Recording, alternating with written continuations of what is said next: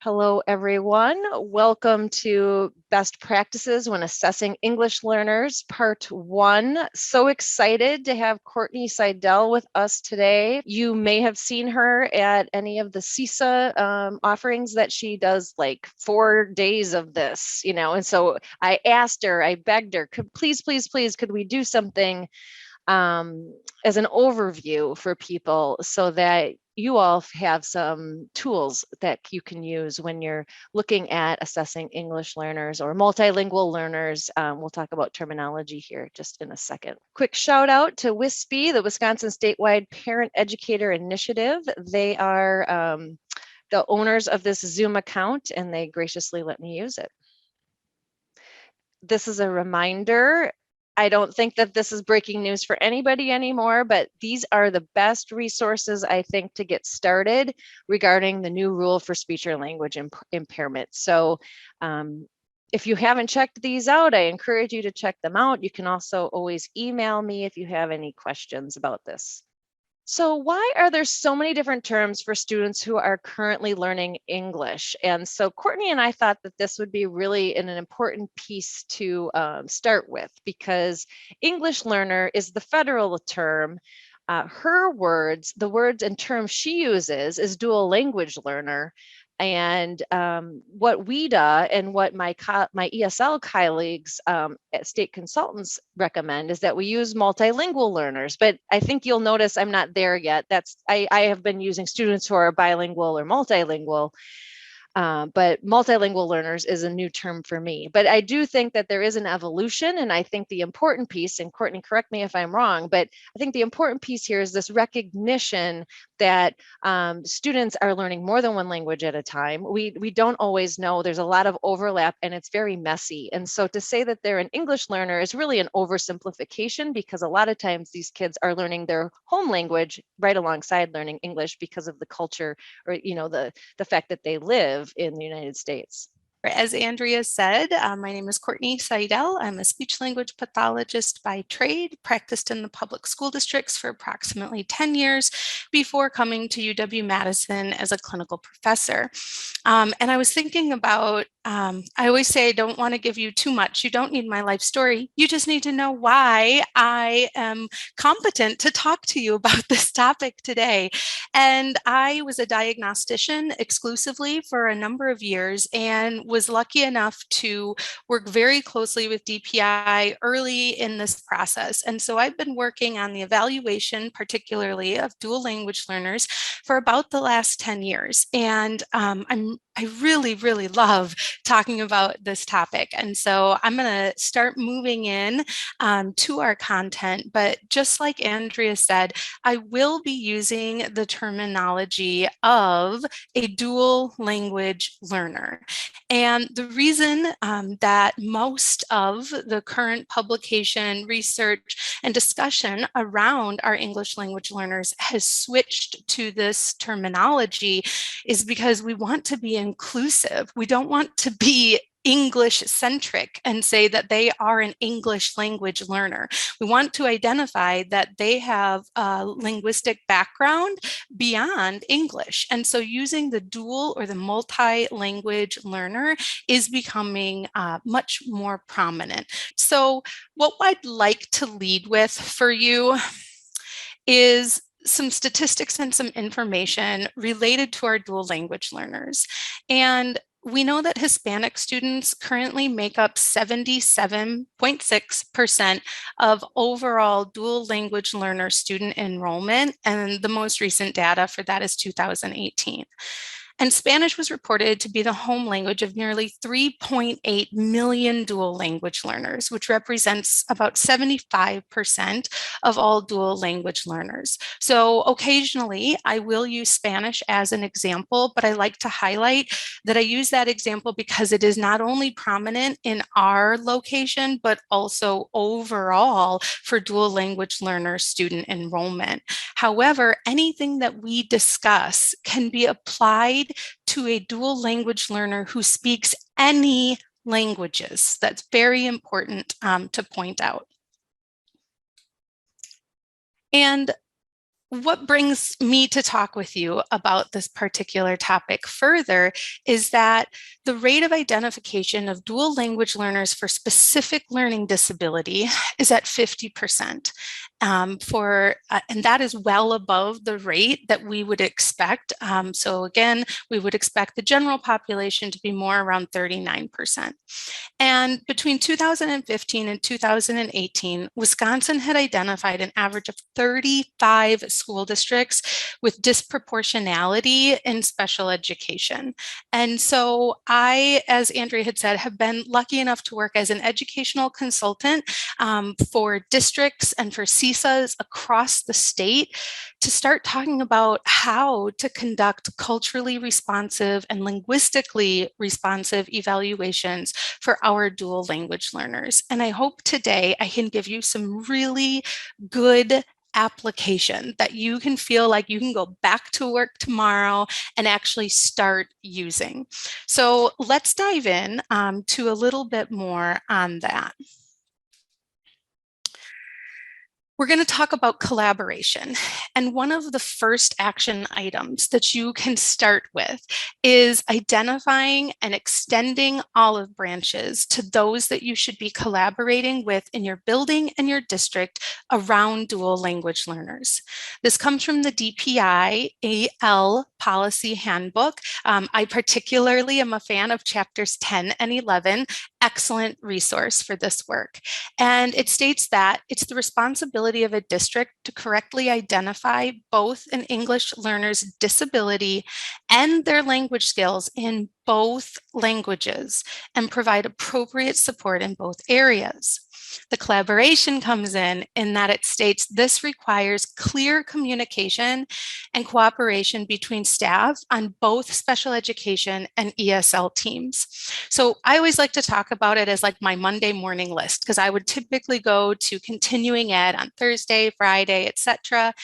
And there are going to be things that you can immediately implement. And this is going to be the first one, because not only has our new criteria been a catalyst for this type of collaboration and bridging that gap between EL or ESL, whatever it might be called in your particular district, and special ed, but this is also mandated in the DPI EL policy handbook. Again, we're just highlighting here that the IEP team needs to include educators who have knowledge of the student's language needs and expertise in second language acquisition. And this is a mandate that Andrea has helped shine a light on in our new criteria, that we need both players at the table. And in order for us to work successfully as a team on behalf of our dual language learners, we have to start bridging that gap and extending those olive branches. So please, despite any previous interactions or none that you've had across that hallway, please start reaching out and building your collaborations, and start identifying who in your teams is going to be able to serve this role as someone who has foundational knowledge about language development and acquisition, because it clearly states that in addition to a speech language pathologist, we need to have someone who's knowledgeable about second language acquisition. That may or may not be the speech language pathologist, but we want to make sure that the person at the table is confident and comfortable serving in that role. All right, so you have likely seen this 4-part model of a comprehensive assessment if you have attended any of Andrea's presentations in the past. And I just wanted to literally highlight these items that I think will intersect with the content that Andrea has previously presented to you. So as we move through our information on assessing our dual language learners, we are definitely going to be talking about observations, reviewing records, benchmarks, case histories, interviews, and so really important components of the comprehensive model. Okay, what are we going to do today? So I also prefer to have a working, productive meeting. You guys don't have all the time in the world. We need to walk away today with something tangible for the work that you are about to embark on. And so I wanted to highlight that in your participant folder, there is a worksheet. It's titled Culturally Responsive Assessment Workshop. And I'd like for you to go and get that worksheet. Please make note, don't write right in the one that's in the Google Doc, right? You need to make yourself a copy or you need to download it. And I'm going to take you through some steps today that will actually have you working on a student. This can be a student that you've previously assessed, but you were uncertain regarding whether you felt competent and comfortable with the results. This could be a student on your current caseload, a student going through MTSS right now, somebody that a teacher has brought up to you. So I want you to think about that kid. And usually when I say that, it doesn't take long. We all have those dual language learners that have been monitored over time. Questions have come up and they've been discussed. So I'm going to take you through some active steps today so that you can start making some progress and start making some evidence-based decisions on what to do for that particular student. And no matter what your question is, whether you're wondering if they should be referred or they should be dismissed, any student that concerns have come to light for. And then we're going to start looking at our first items in a toolkit. So I've put together a very structured process, step by step and evidence-based, for you to begin determining how to proceed with English language learners. And we're going to look at the stages of language acquisition and access scores today. So those might be things that you have preliminary background or familiarity with, but I'm going to teach you how to use them as an SLP as part of your pre-referral and or your evaluation. So let's get ready to do our guided reflection. This is an opportunity for you to start this evidence-based, culturally responsive process for one of your students or a student that you have concerns about. So please make sure that you go and access your worksheet. It looks like this. So this is the structured process that I previewed before. We start very global, and I call them initial and global considerations about dual language learners, and then we narrow down into specific individual considerations about the student and determine whether a referral is appropriate. And I get a lot of participants who tell me, like, I don't know where to start. I don't know what to do. And this again is meant to walk you right through what to do with concerns for dual language learners. And we're going to start at the top. Again, this typically, as Andrea had mentioned, to get through all of this content, it is a 3-day full training across weeks so that you can apply your learning to your students. So your first objective is to look at the red flags. I have previously presented on the red flags with Andrea via DPI. So we are going to move through this objective fairly quickly. The most important thing is that I can explain these 4 red flags in a way that's really meaningful to you. And then after that, you have them to come back to as a resource. And this is the first thing that you will do. Whether a teacher grabs you in the hallway or a child comes up in a meeting, you are going to ask these 4 questions first about a dual language learner. So when we look at that process, the initial consideration is the red flags. All of our citations are diligently listed for you, but this comes from an ASHA product called Language Assessment of Bilingual Children, Evidence and Implications. Again, cited in the references. I really, really like this work from Catherine Connert. And one of the things that Catherine highlights are 4 evidence-based red flags for dual language learners who likely have a language impairment. So I say this a couple of different ways because you need to know how to use these red flags. So I always joke, like, you guys have all the time to read the research articles, right? So Catherine did it. She went through and did a huge lit review and found that dual language learners with language disabilities have these 4 red flag items consistently present. So the first thing we need to do is take the evidence base and apply it to our students and say, do these children present with these red flags? So this is the first thing that we're going to do. If you have questions or need clarification on these red flags at all, please throw it in the chat. Okay, I'm going to go through these 4, but in order to determine if there is concern or if you should proceed with the pre-referral process for a dual language learner, you should identify if and how many of these red flags are present, because they are indicative of a dual language learner with a language impairment. I always say these are evidence-based findings that you can hang your hat on. So let's get started.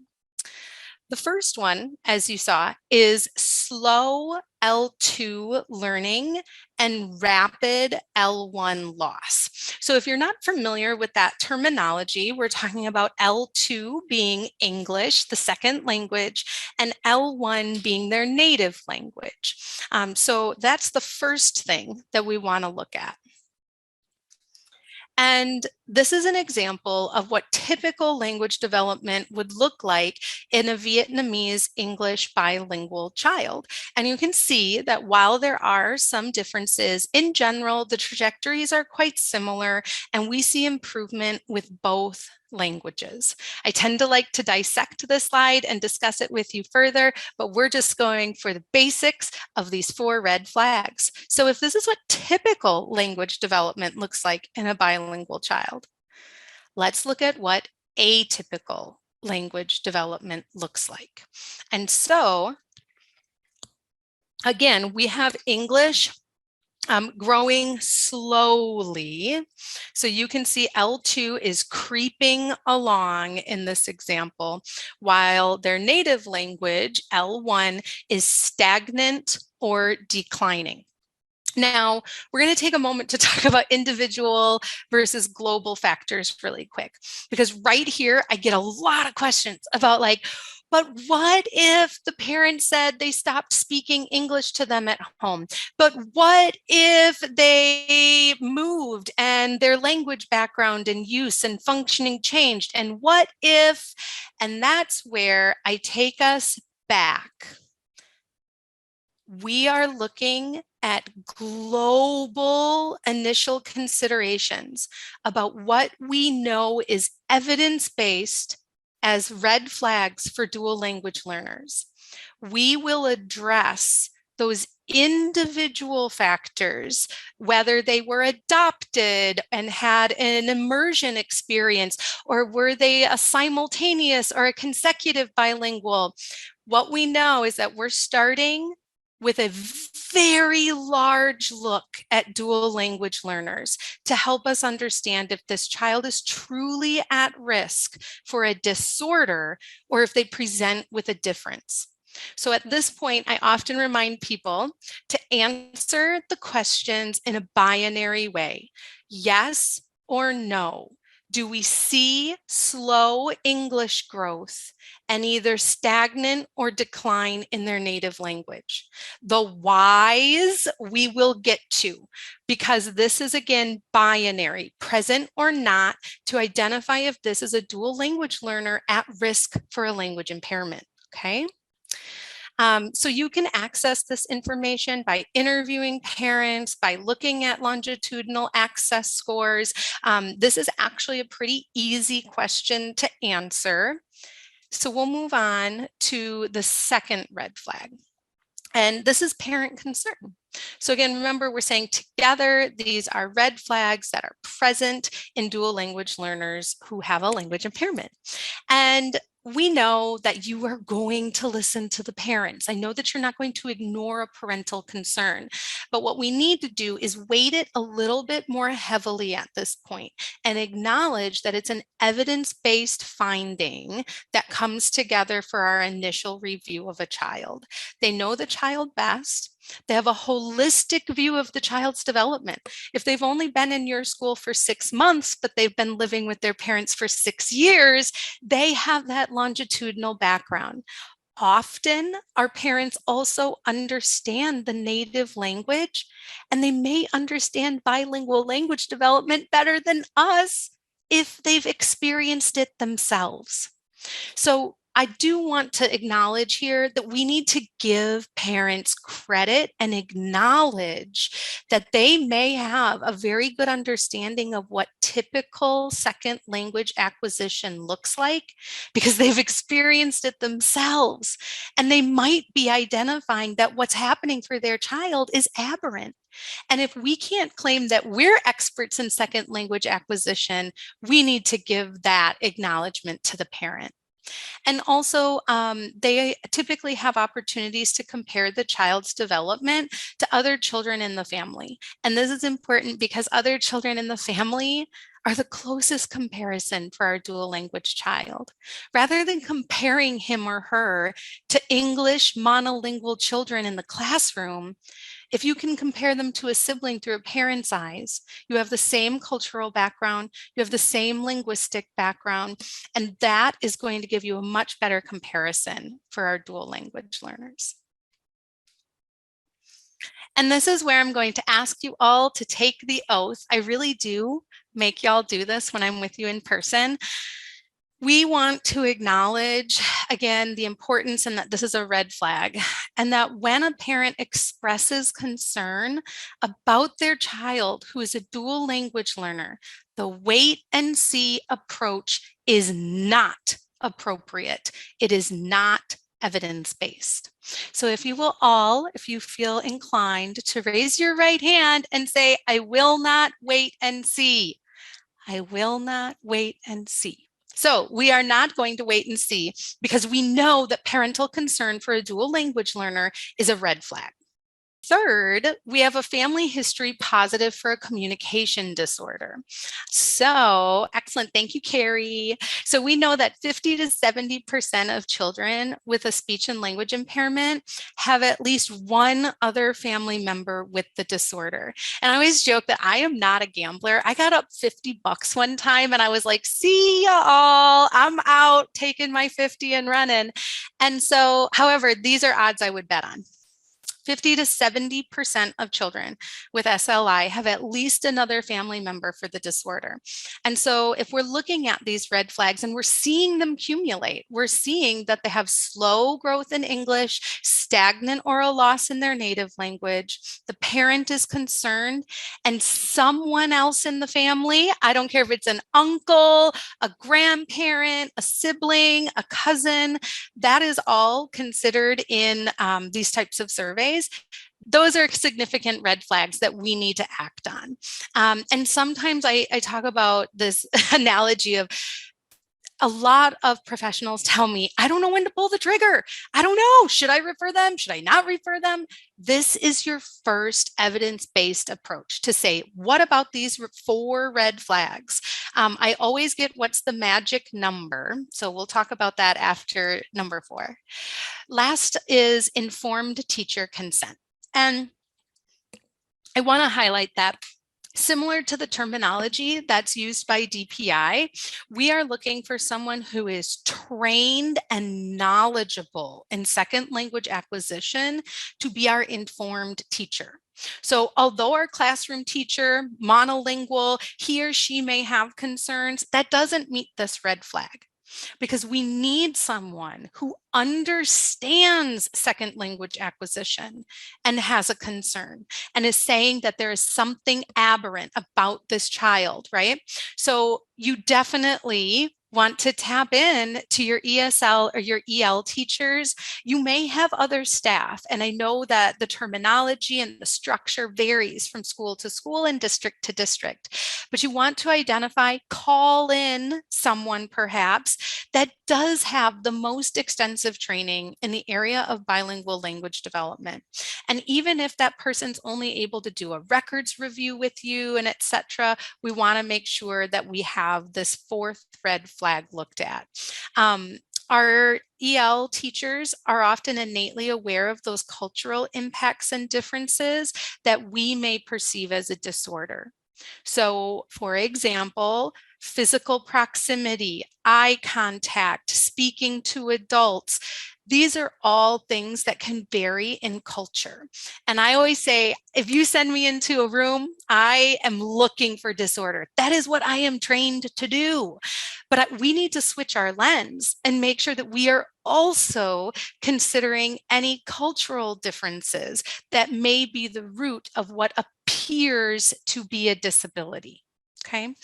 And this is also, I always call this the gut feeling, the ability to identify those aberrant language development patterns where they're not quite sure in particular what they might not be able to put a name on it or identify a specific thing that they're concerned about, but they're identifying that this child is just not fitting the typical developmental pattern of dual language learners.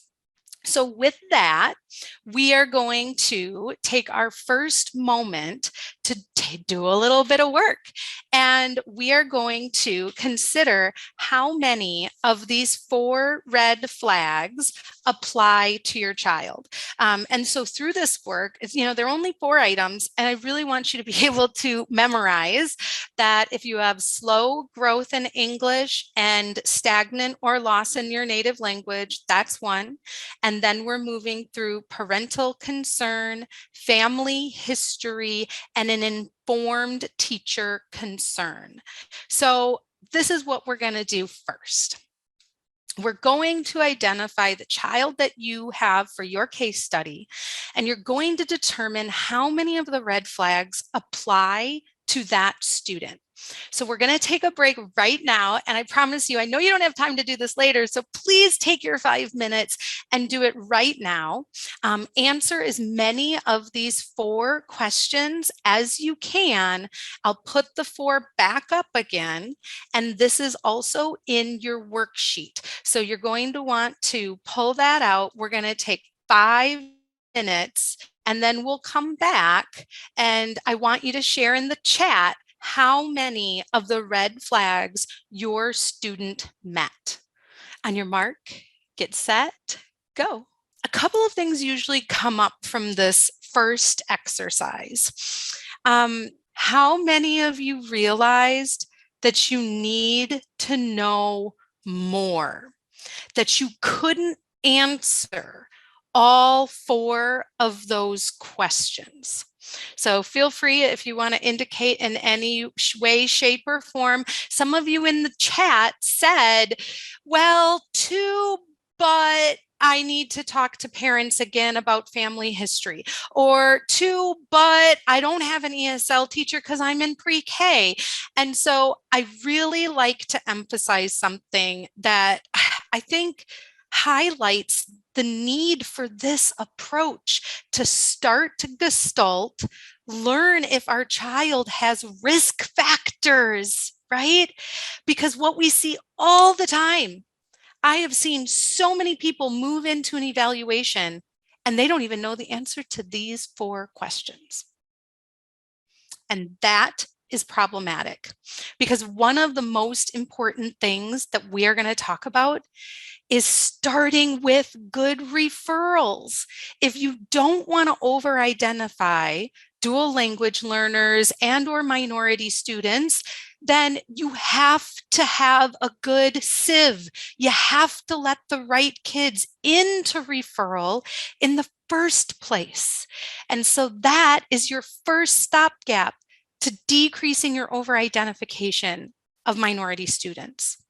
And one of the other things that some of you have heard me soapbox about quite a bit, and I'll try not to today too much, but This highlights for me when we know, yeah, we have referred that student. Some of you might have already referred, evaluated, qualified that student, and realize that we can't answer these 4 risk factors. And I like to highlight that this is very serious work that we do. And we already know that many, not all, but many of our dual language learners are at risk for a variety of reasons. Like all children in our school, they may come to school with risk factors inherent in their life. And if we don't have appropriate determinations, sieves, gaps, our stop gaps, if we don't have appropriate systems in place and we erroneously identify a child as special education, you single-handedly change the trajectory of the rest of their life. And so we have to take this work seriously, and we have to make sure that we know when to pull the trigger, that we know when to evaluate or when to refer.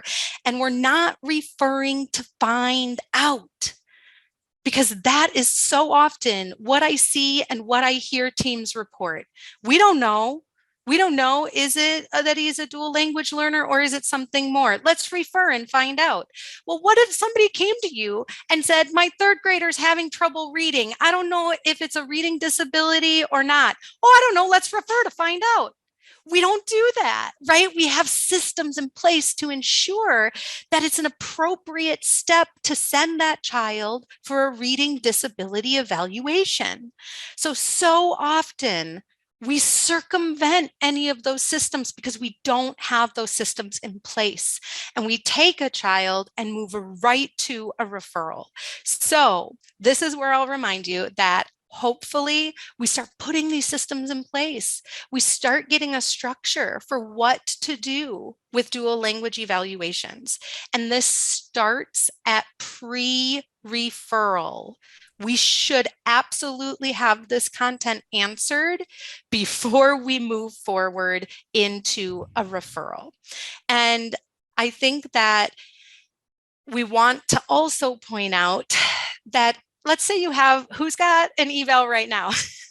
Who's got one right now coming down the pipeline on their desk? You can still use this process, everything we talk about today and next time, in an evaluation. These are still best practices, and this would be an informal assessment. Think about Andrea's comprehensive assessment grid.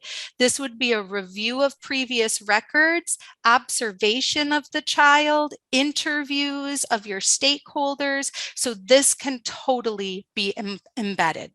Okay, now before we move on to our next work, I wanted to highlight a couple of things that came up.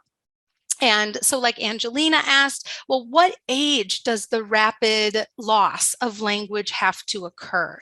And we also had, well, what about our complex communicators? And what about our smaller rural districts without someone who can really serve as my informed teacher? What can we do? I would highlight that things like what age does the rapid loss happen, or what if they're minimally verbal? Those are your individual factors. So right now, I'm not worried about when that particular loss happened. It could have been early, it could have been recent if we're looking at an older student. We're just answering them in a more binary way. We will get to those details through our comprehensive assessment. But right now, we just want to say yes or no. Related to smaller rural districts, there are CISAs associated with each district and or other agencies that support you if you happen to be in a couple of particular areas that will consult with you on a case, that you can present the information to an EL specialist within your CISA and get their input regarding whether that's aberrant or not. I answer some of those questions sometimes when I can and have time. And also you can consult with individuals who are able to help you do this. So you might need to reach out. The beauty of Zoom is that you can still connect with these people professionally. And we know that those limitations may occur, and you're just going to have to find the most informed person that you can. So that might mean that you weight more heavily related to parent concern. But we're going to do our best to answer the best that we can with the information we have, these 4 risk factor red flags. And this should help indicate where you go next. So I always get how many should my student meet? And of course, there is not necessarily a perfect number, because they may be weighted differently. You may have substantial loss of a native language. You may have significant concern from a parent. You might have moderate concern from another. You may have many family members who have a language impairment or another disability. And so again, you want to think, if your student is meeting 3 to 4 of these and you have done your due diligence to gather that information, then that is concerning, that your child is meeting most to all of the red flags for a dual language learner with a language impairment.